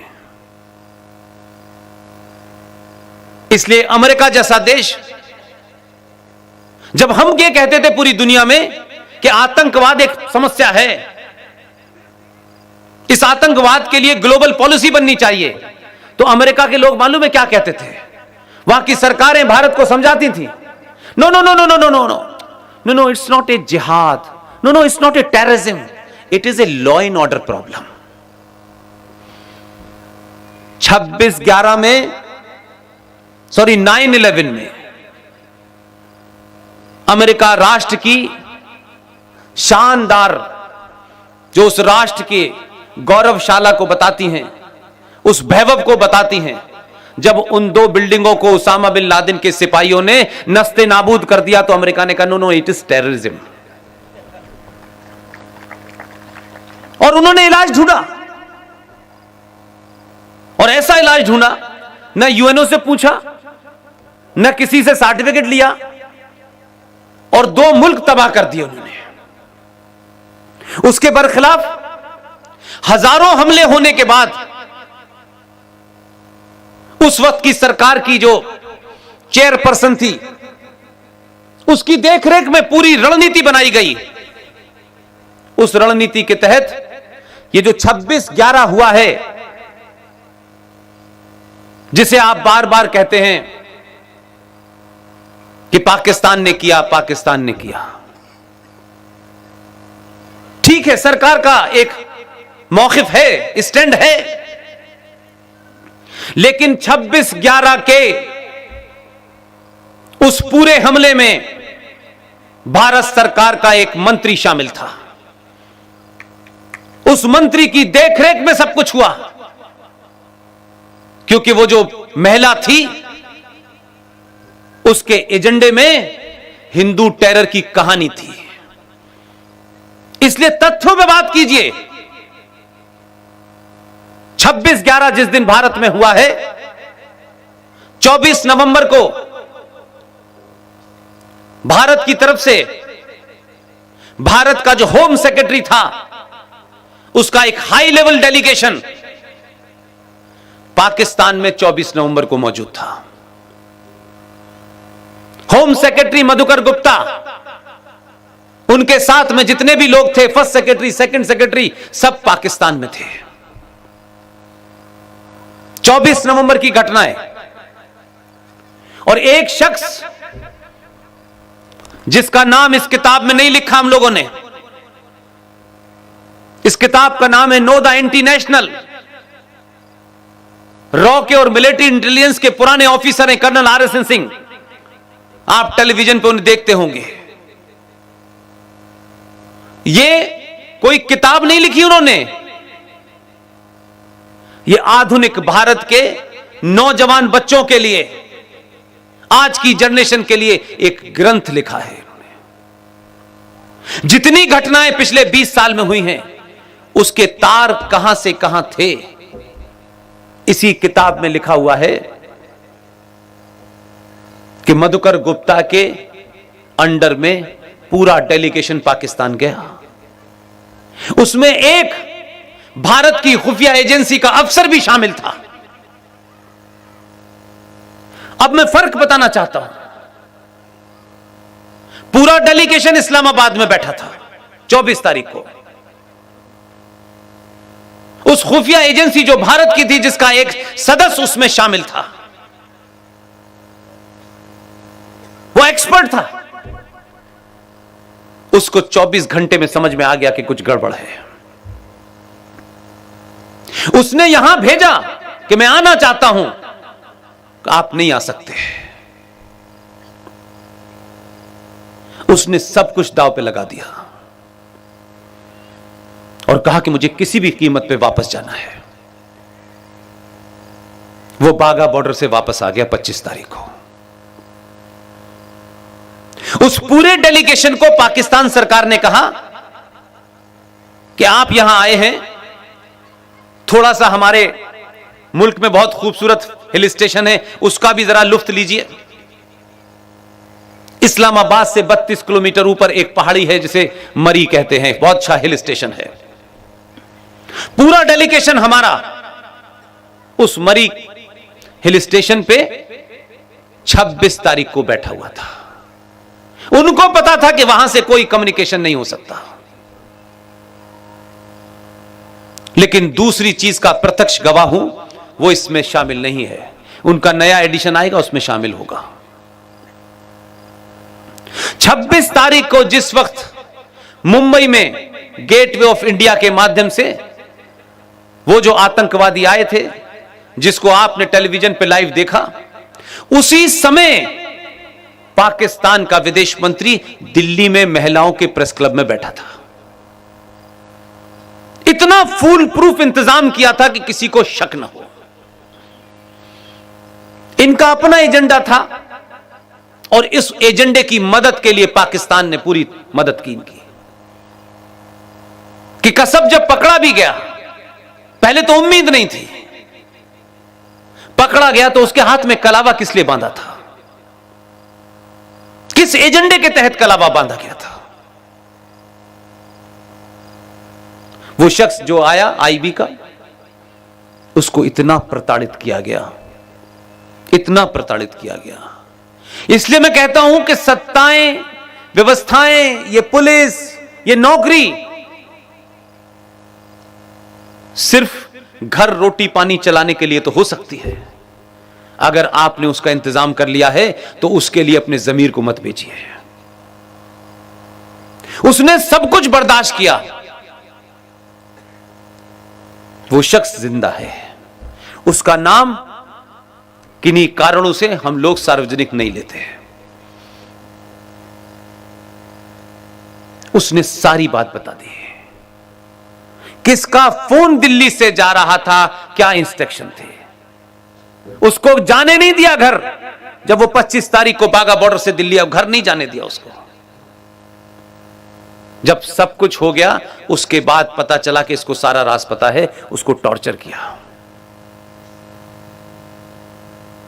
तो आज आपको पाकिस्तान, चाइना, बांग्लादेश, बाहरी ताकतों से कोई भारत को खतरा नहीं है।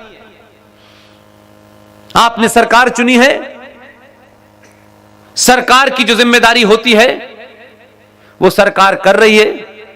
और उस जिम्मेदारी में अगर पेट्रोल 200 रुपए लीटर भी होता है तब भी मुझे कोई तकलीफ नहीं है। हम करोड़ों रुपया मंदिरों पे चढ़ा देते हैं, लाखों करोड़ रुपए की दावतों में निकाल देते हैं, भोज में खत्म कर देते हैं, अपनी झूठी शान दिखाने में खत्म कर देते हैं। लेकिन अगर यह राष्ट्र अगले 100 साल के लिए सुरक्षित हो जाए तो पेट्रोल फ्री में भी मिल सकता है। इसलिए पेट्रोल तो क्षणिक बात है। सबसे बड़ा खतरा जो आज है, जो आपको, आप सबको, एक एक आदमी की भूमिका अपने सामर्थ्य, अपनी योग्यता के हिसाब से आप तय करें कि मैं इस मोर्चे को संभालूंगा, आप इस मोर्चे को संभालेंगे, आप किस तरीके से कोऑर्डिनेट करेंगे। यही मेरी इस पूरी स्पीच का सार है। यह कोई बताने नहीं आएगा। इसमें हो सकता है आपको कुछ आर्थिक रूप से, भौतिक रूप से कुछ प्राप्त ना हो, क्योंकि आप इतना सब कुछ प्राप्त कर चुके हैं कि अब उसकी लालसा छोड़ दीजिए। अब कुछ इस बात की चिंता कीजिए कि इसे करने से मुझे सही मोक्ष मिलेगा। लिहाजा मैं फिर दोबारा से यही बात कहूंगा। आज के युवा यहां बैठे हैं, बहुत सारे युवाओं ने बड़ी कोशिश की, बहुत जानना चाहते थे जब एक फिल्म आई, और हमारे युवा और हमारी छोटी छोटी बेटियां फिल्मों से बहुत मुतासिर होती हैं, फिल्म से बहुत सारी चीजें देखती हैं, और फिल्मों में बताया जाता है कि खूबसूरती की परिभाषा तैमूर की अम्मी है। खूबसूरती की परिभाषा तैमूर की मम्मी नहीं है। अगर खूबसूरती की कोई भाषा है और आप फिल्म इंडस्ट्री से मुतासिर होते हैं, इन्फ्लुएंस होते हैं, तो बाहुबली की देवसेना है। अपने नैरेटिव को बदलिए। आप जानना चाहते थे कि कटप्पा ने बाहुबली को क्यों मारा, जान लिया। मैं आपको 2 होमवर्क देता हूं। अब आप जाने लाल बहादुर शास्त्री को किसने मरवाया, सुभाष चंद्र बोस की सुपारी किसने ली थी। आज के युवा जिस दिन यह जानना पसंद कर देंगे, ये छोटे भाई का पजामा, बड़े भाई का कुर्ता पहने हुए लोग जहां से आए थे वहीं चले जाएंगे। चौराहे चौराहे, गली गली सवाल पूछिए। आप सवाल नहीं पूछते हैं, आप पिछले 1000 साल से लगातार जवाब दे रहे हैं। जब आप सवाल पूछेंगे तो उन्हें जवाब देना भारी पड़ेगा। आप पूछिए कि कुरान मजीद की सूरा नंबर 9 आयत नंबर 5 में क्या लिखा हुआ है। भरी महफिल में पूछिए, यहां भी इस सभा में कोई मुसलमान हो तो मुझे बताए कि सूरा नंबर 9 आयत नंबर 5 में क्या लिखा हुआ है, जो कुरान शरीफ की आयत है। आप पूछते नहीं हैं, इसलिए वो भगवान रामचंद्र जी का मजाक उड़ाते हैं, इसलिए वो सीता मां का मजाक उड़ाते हैं। आप मजाक मत उड़ाइए, आप शालीनता के साथ पूछिए, तो या तो वो भाग जाएंगे या वो समझ जाएंगे कि इन्होंने कुरान पढ़ लिया है। और जिस दिन आप कुरान पढ़ लेंगे तो मक्का का रास्ता ये हवाई जहाज से तय कर लेंगे। इसलिए बीमारी को बीमारी मानिए। किसी से निजी संबंध, किसी से दोस्ती, वो निजी हो सकती है, लेकिन अगर राष्ट्र के सामने वो दोस्ती आड़े आती है, ऐसी दोस्ती भाड़ में जाए।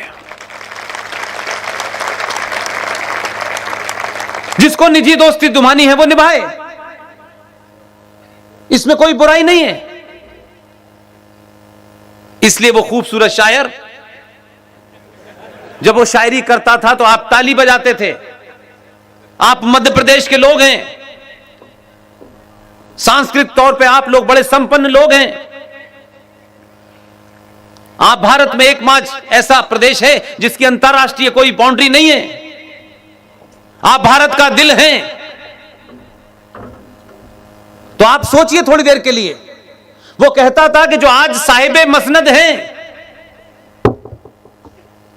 जो आज साहिबे मसनद हैं, ये किराएदार हैं, मकान मालिक नहीं है।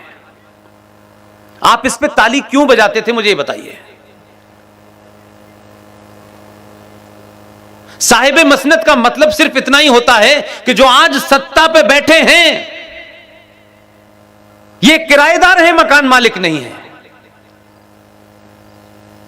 वो खुल के आपसे बता रहा है कि 47 के बाद से जो गद्दी आपके पास आ गई है, वो आपने कुछ दिन के लिए ले ली है। और ये मुगलों के नाजायज वारिसों ने आप में ये क्यों आया कि ये भारत का 90 करोड़ 80 करोड़ समाज, हिंदू समाज इस देश में किराएदार की हैसियत में है, असली मकान मालिक तो हम हैं। इसलिए उस परपंच को समझने की कोशिश करें। हम नहीं समझते, इसलिए ऐसा होता है। इसलिए मैं सरकार में सिर्फ 2 ही आदमियों को जानता हूं, बाकी को नहीं जानता। मुझे कोई इंटरेस्ट ही नहीं है, क्योंकि बाकियों को 25 साल से देख रहा था, उनको बहुत पास से देखा है। कड़ी निंदा, कड़ी निंदा, दिमाग कड़ी निंदा करने के लिए बनाया था। ये कड़ी निंदा करने के लिए बनाया था हमने आपको। तो ये जो पाखंड है, ये 2 के आने से बंद हो गया है। वो कड़ी निंदा नहीं करता, उसकी डायरी में निंदा वर्ड ही नहीं है।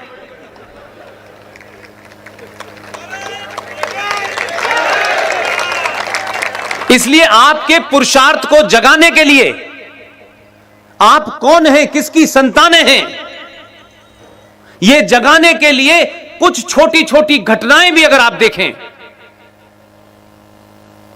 मैं आज आपके सामने खड़ा हूं, सार्वजनिक मंचों से साफ कहता हूं, मेरा कोई राजनीतिक एजेंडा ही नहीं है, इसलिए किसी संगठन में जुड़ना ही नहीं चाहता। इसलिए चाहे जीडी बख्शी हो, आरएसएस हो, सुशील पंडित हो, ललित अंबरदार साहब हो, अंकुर शर्मा हो, ये सब लोग सब कुछ अपना दांव पे लगाने के बाद बोल रहे हैं। सुशील पंडित के खिलाफ आपने दिल्ली में कुछ लोग देखे पकड़े, सुशील पंडित की आवाज रुक गई क्या? जितनी धमकियां आती हैं उतनी ताकत से हम बोलते हैं, और हमारे बोलने में कोई जेर जबर का फर्क नहीं होता, कोई शब्दों का हेर फेर नहीं होता कि धमकी आ गई है तो शब्द बदल दें, बल्कि उस शब्द के लिए जो भी कड़ा शब्द है वो प्रयोग करते हैं। 2021 है, हजारों साल की हमारी जो सनातन संस्कृति है, ये देश उसकी तरफ मुड़ गया है। और छोटी छोटी चीज से कैसे बदलाव हो सकता है, इसलिए मैंने कहा कि अपने स्वार्थों से ऊपर उठेंगे तो आपको लगेगा कि पूरी दुनिया क्यों परेशान है। इंग्लैंड के चुनाव में, अमेरिका के चुनाव में भारत क्यों डिस्कस हो रहा है, भारत की भूमिका क्या है। अभी इंग्लैंड का चुनाव कुछ दिन पहले हुआ है, उस चुनाव में एक लेबर पार्टी थी। आप अंतर्राष्ट्रीय मामलों पे थोड़ा सा ध्यान दें, खासतौर से जो मेरी बेटियां हैं, बहनें हैं, माएं हैं। आज आपके पास में ऐसी चीज है कि आप कुछ भी देख सकते हैं उस पे। सूडान, नाइजीरिया, इथोपिया, वहां का मुसलमान जो इंग्लैंड में रह रहा है, पाकिस्तान का मुसलमान, भारत का मुसलमान, बांग्लादेश का मुसलमान, उन सब ने मिलकर, आप जरा उनका एजेंडा देखिए। हमारे यहां तो अभी डिबेट करेंगे तो अभी लोगों के 50 तर्क हो जाएंगे। अपने स्वार्थ हो जाएंगे, क्योंकि मैं फला पार्टी से मुझे टिकट मिला है, इसलिए इस स्वार्थ में मैं सच बात नहीं कहूंगा। मुझे सेकुलर रहना है, मुझे अपने पार्टी हाई कमांड की चिंता करनी है। पार्टी हाई कमांड राष्ट्र से बड़ी नहीं हो सकती है। दुनिया भर के मुसलमानों ने इंग्लैंड के चुनाव में लेबर पार्टी पे दबाव डाला। यह मैं सिर्फ इसलिए बता रहा हूं कि आपके खिलाफ भारत ही नहीं, दुनिया भर की ताकतें वो ये नहीं चाहती कि भारत हजारों साल पुरानी अपनी संस्कृति को प्राप्त करे। लेबर पार्टी पे दबाव बनाया, कहा कि आप अपने पार्टी के मैनिफेस्टो में शामिल करें और यह रेजोल्यूशन पास करें कि जब आप जीत जाएं तो यूनाइटेड नेशन की जो सिक्योरिटी काउंसिल है, यूएनओ की जो सबसे सुप्रीम बॉडी है, जो पावरफुल बॉडी है, उसे सिक्योरिटी काउंसिल कहते हैं, जिसे सुरक्षा परिषद के नाम से जाना जाता है। विश्व के 5 देश उसके परमानेंट मेंबर हैं, उनको वीटो पावर होती है। एक भी मुल्क वीटो पावर करेगा कि यह काम नहीं हो सकता तो वो सब पे लागू होती है। इथोपिया का और सूडान का मुसलमान जहां 2 वक्त खाने के लिए नहीं है, लेबर पार्टी पे दबाव बनाया कि हम आपको वोट देंगे, आप अगर जीते तो, क्योंकि आप सिक्योरिटी काउंसिल के मेंबर भी हैं, आप जीतने के बाद भारत के अंदर एक कट्टरपंथी हिंदू शासक आया है, उसने जम्मू कश्मीर से धारा 370 हटा दी है। सिक्योरिटी काउंसिल में आप रेजोल्यूशन लाएंगे कि धारा 370 को वापस किया जाए। यह लेबर पार्टी ने रेजोल्यूशन पास किया। आपको शायद इस बात की जानकारी नहीं होगी। यह बात अलग है कि वहां आपके देश के जितने भी लोग थे, उन्होंने पूरी ताकत से लेबर पार्टी को हरा दिया, बोरिस जॉनसन को जिता दिया। इसलिए आप जब सिर्फ भारत के नुक्ते नजर से देखते हैं तो आपको लगता है ये नहीं हुआ, वो नहीं हुआ। और खासतौर से मां और बहनों से भी एक बात कहना चाहता हूं, जेंडर जस्टिस की बड़ी हमारे यहां बात होती है आजकल। ये एक बड़ा शोषा निकला है, एक नया नारा है, और जो जेंडर जस्टिस का ठेकेदार बना हुआ है पूरी दुनिया में, उसका यथार्थ और आपका यथार्थ बताना चाहता हूं। इसलिए जब आपको लगता है कि जो कुछ वेस्ट में हो रहा है वो ही सबसे अच्छा है, तो यकीन मानिए इसका मतलब है कि आप अपने बारे में कम जानते हैं। अभी अभी अमेरिका में चुनाव हुआ है, हमारे यहां हो जाता तो हमारी जो नई जनरेशन है वो बिना पढ़े, बिना सोचे समझे इस एजेंडे को लेकर चल देती है। यूएस में इलेक्शन हो रहा था, उस इलेक्शन में भारतीयों ने वहां अपने आप को एक्स्ट्रा ऑर्डिनरी आइडियोलॉजिकल पॉइंट से आपने बहुत सारे काम किए। नहीं साहब, हम डेमोक्रेट को वोट देंगे, हम रिपब्लिकन को नहीं देंगे, ये ट्रंप ऐसा है, ये वैसे बोलता है, ये इसको बात करने की तमीज नहीं है। आपने राष्ट्रपति चुना या कोई एक्टर चुना है? यही सेम बात भारत में हो रही थी। तो वेस्ट भारत के लोगों को बताता है कि वुमेन लिबरेशन का मतलब क्या है, जिसने महिलाओं को पूरी दुनिया में एक कमोडिटी बना दिया है, उसको कैसे कैसे बेचा जा सकता है, उसके कपड़ों को कैसे बेचा जा सकता है, उसके शरीर को कैसे बेचा जा सकता है। वो देश भारत को बता रहा है कि वुमेन लिबरेशन क्या होती है, लेकिन भारत में कोई बुद्धिजीवी यह बात नहीं कह रहा कि हमें तो 70 साल हुए हैं, झूठी और मक्कारी भरी फ्रॉड की आजादी हमको मिली है, ट्रांसफर ऑफ पावर हुई है, लेकिन उनके यहां तो 244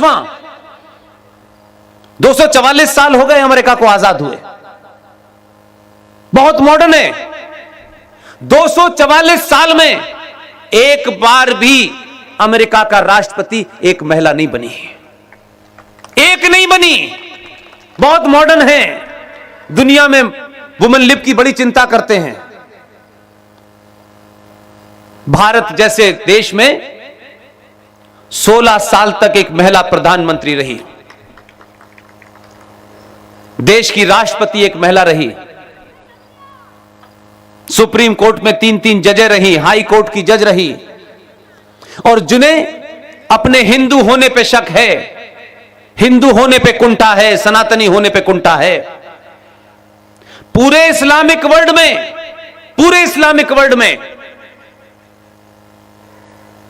महिला कभी शासक नहीं बनी। पूरे इस्लामिक वर्ल्ड में मुसलमान, जिस कश्मीर में लोग निजामे मुस्तफा चाहते थे, वहां भी एक हिंदू पार्टी के कंधे पे मुसलमान औरत पहली बार मुख्यमंत्री बनी। यह हमारी संस्कृति का प्रकोप है, यह हमारी संस्कृति का इन्फ्लुएंस है कि इस्लामिक रिपब्लिक ऑफ पाकिस्तान, जिस इस्लाम के अंदर औरत का दर्जा माशाल्लाह कमाल है, औरत की पोजीशन उनके कुरानिक पॉइंट ऑफ व्यू से कह रहा हूं, अगर कहीं गवाही देनी पड़ी और एक मर्द की गवाही हो और उसके काउंटर करने के लिए किसी महिला को जाना पड़े, तो 2 महिलाओं की गवाही एक पुरुष के बराबर होती है। इस्लाम में इतनी बराबरी है। उस देश में प्रधानमंत्री बेनजीर भुट्टो बनी इसलिए कि हमारे संस्कार हैं उस जमीन में। टुकड़ा अलग कर जाने से, इस्लामिक बनाने से तुमने अपनी वो मानसिकता दिखाई, किस औरत के होने से लोगों को नफरत थी, उसकी हत्या कर दी। बांग्लादेश में, क्योंकि हमारी जमीन का हिस्सा है, वही संस्कृति है, वही संस्कार हैं, 2-2 बार इस्लामिक देशों में एक प्रधानमंत्री एक मुसलमान बनी। श्रीलंका में बनी, सऊदी अरब में बनी कभी? वहां तो अभी अभी चंद साल पहले दुनिया की अर्थव्यवस्था के दबाव में पहली बार महिलाओं को कहा कि आप नकाब हटा करके फुटबॉल का मैच देख सकती हैं। अभी हुआ है, तो पहली छूट मिली है 1400 साल के बाद कि महिला फुटबॉल का मैच देख सकती है बगैर नकाब के। फिर दूसरी छूट दी है उन्होंने कि नकाब हटा करके गाड़ी चला सकती है, ड्राइविंग लाइसेंस मिला है। वो 1400 साल में रह रहे हैं, वो हमसे कह रहे हैं हिंदुओं में महिलाओं का बड़ा शोषण होता है। आपका कोई मुकाबला है उनसे? कहां से करें मुकाबला, कहां से शुरू करें? इसलिए नए गलत नैरेटिव में मत फंसिए, क्योंकि आप हीन भावना से शिकार हैं। आपके नेताओं ने, आपके बुद्धिजीवियों ने, आपके हिस्टोरियंस ने, आपके साहित्यकारों ने आप में वो हीन भावना भर दी है। इसलिए यह देश कालिदास की तुलना शेक्सपियर से करता है। कहां कालिदास और कहां शेक्सपियर? हम तुलना भी ऐसी चीजों से करते हैं कि हमें पता ही नहीं हम कितनी बौनी चीज बेचते हैं। इसलिए जो भगवान मर्यादा पुरुषोत्तम राम पूरे विश्व का सूर्यवंशी है, कुछ बेवकूफ लोग अपने क्षणिक फायदे के लिए, क्षणिक स्वार्थों के लिए, इकबाल नाम का एक शायर जो पाकिस्तान का राष्ट्रीय शायर है, जिसके नाम से यौम वलादत पाकिस्तान में मनाई जाती है, उसकी कब्र वहां मौजूद है, जिसके पूर्वज सपरू ब्राह्मण थे। उस मोहम्मद इकबाल ने एक लाइन लिख दी और पूरा राष्ट्र उसे गा रहा है, बिना सोचे समझे, बिना जाने। और आपका राष्ट्रीय तराना भी उसी का लिखा हुआ है। उसने लिखा इमाम हिंद हैं भगवान राम। कुछ लोग, उसने कहा समझ में आता है उसका एजेंडा, क्योंकि इकबाल को आप सिर्फ एक शायर के नाम से जानते हैं, क्योंकि इकबाल ने 29 दिसंबर 1930 को इलाहाबाद के मुस्लिम लीग के अधिवेशन में पहली बार कहा कि पाकिस्तान के लिए जो भारत के वेस्टर्न बॉर्डर पे मुस्लिम बहुल इलाके हैं उन्हें अलग कर देना चाहिए। He was the Janak, he was the philosopher behind the creation of Pakistan. Jinnah was only implementer, उसने तो इस आइडियोलॉजी को इंप्लीमेंट किया। इसलिए इकबाल के उस तराने को आप गाते हैं और इकबाल को कहते हैं कितना सेकुलर था। उसने एक और तराना लिखा था जिसे मिल्ली तराना कहते हैं। उसमें वो कहता है चीनो अरब हमारा, मुस्लिम है वतन है सारा जहां हमारा। उस तराने की आपने बात नहीं की। उसने असली एजेंडा था, वो चला गया, आपको एक लेमन जूस दे गया कि आप इसे चूसिए। और अब कुछ मूर्ख लोग अपने स्वार्थों के लिए भगवान राम को इमाम हिंद कह रहे हैं।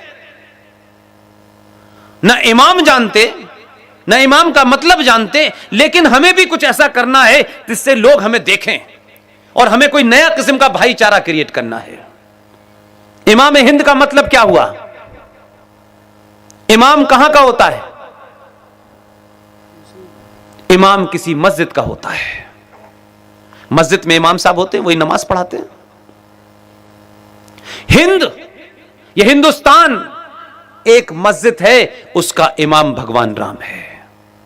आप कहां हैं इस मस्जिद में? यह चल रहा है पोस्टर बना बना के। उसने किया समझ में आता है, आप क्यों बना रहे हैं?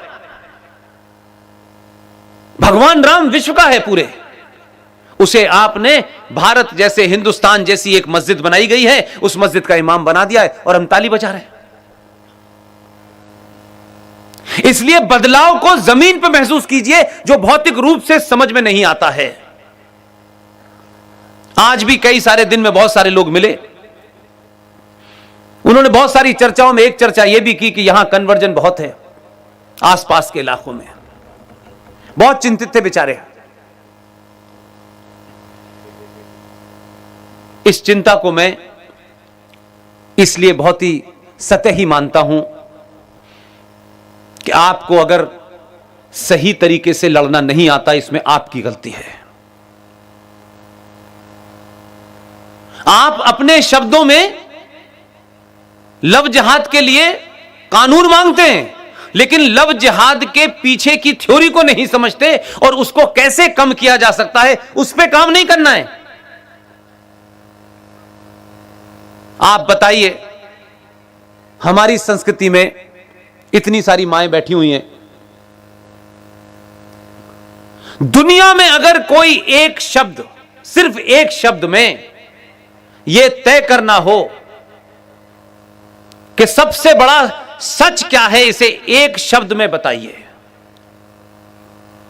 और दुनिया का सबसे बड़ा विश्वास क्या है, इसके लिए एक शब्द चुनिए। सिर्फ एक शब्द की टाइम है।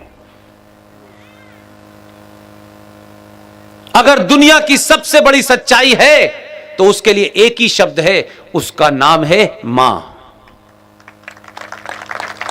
इसको दो बार सोचिए मैं क्यों कह रहा हूं ये बात। यह एक ऐसा यथार्थ है कि इस पर डिबेट हो ही नहीं सकती, न साइंटिफिक हो सकती, न आस्था के केंद्र से हो सकती। एक ही वर्ड है दुनिया की सबसे बड़ी सच्चाई, मां। और एक ही शब्द में सबसे बड़ा विश्वास दुनिया का अगर कोई है, ये जो मां है मेरी, मैं जब होश संभाल के बोलने लगता हूं, ये जिसकी तरफ इशारा करके बता देती है ये तुम्हारा बाप है, जिंदगी भर उससे कभी सर्टिफिकेट नहीं मांगता। इसी को विश्वास कहते हैं। हम उस परंपरा के लोग हैं। वो दिल्ली वाला मुख्यमंत्री होता तो सर्टिफिकेट मांग लेता अपनी मां से, वो अलग मामला है। वो प्रमाण मांगता है हर चीज का। इसलिए इन दो शब्दों की ताकत आपको बताता हूं मैं। अगर आप उन गरीब जो ग्लूकोज के एक बिस्किट के ऊपर अपने गले में क्रॉस डालने पे मजबूर हैं, पूरा डांग का इलाका है, वहां एक हमारी बहन है, बहादुर है, नेहा पटेल बहुत बड़ा काम कर रही है। रात के 2 बजे भी अगर कसाई किसी गाय को ले जाए तो अपनी कार से रोकती है। उस पर हमले हो चुके हैं। कुछ हिंदुओं ने दलाली की कमाई से अपने हिस्से के कारण उस लड़की के खिलाफ मुहिम चलाई और उसे जेल भिजवा दिया।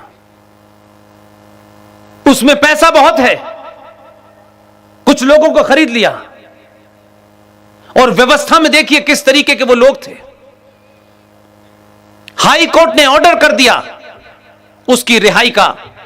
2 महीने तक उन ताकतों ने, जज साहब ने के ऊपर इतना दबाव डाला कि साइन नहीं किए।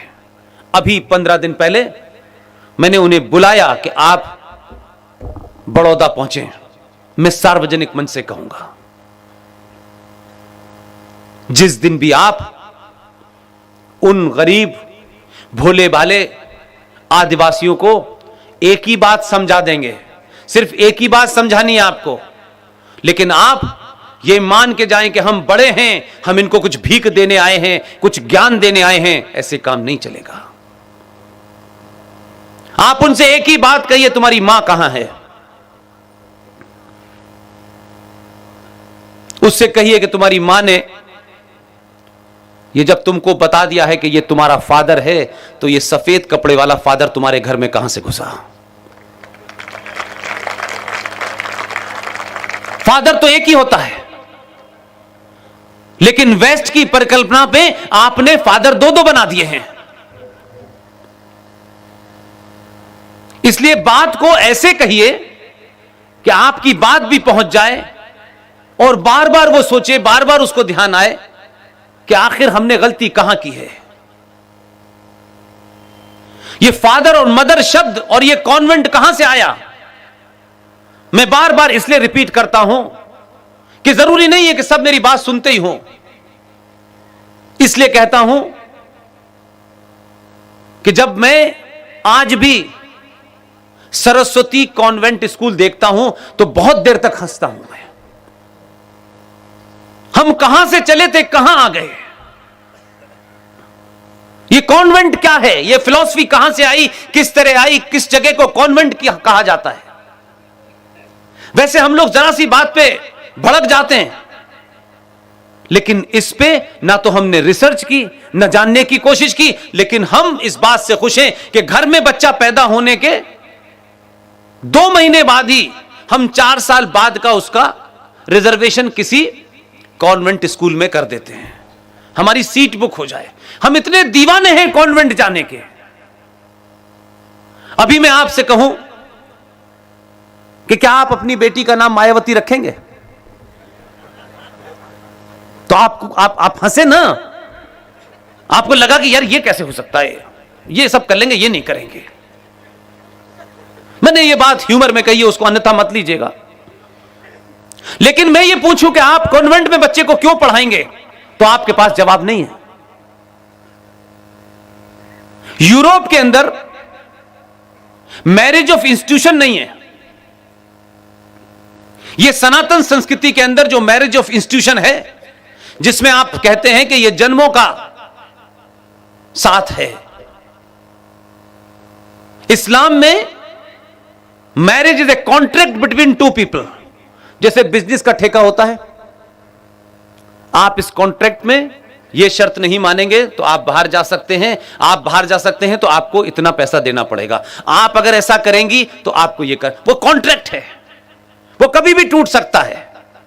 इसलिए साफ शब्दों में marriage is a contract in Islam. लेकिन यूरोप के अंदर शादी जैसे इंस्टीट्यूशन की जगह नहीं है।